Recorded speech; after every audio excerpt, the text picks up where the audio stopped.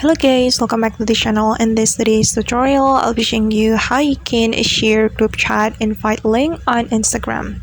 Alright guys, here I have opened my Instagram application on my phone, and the first thing we're going to do is opening our Instagram group chat. So we can go to our Instagram direct message right here on the top right corner of our screen.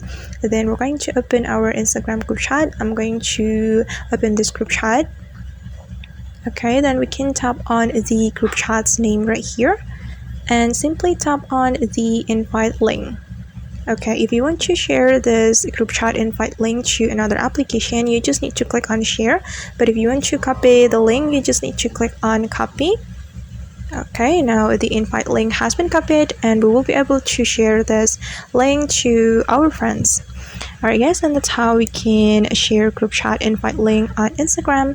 I hope this tutorial will be useful for you. Thank you so much for watching and see you on the next video.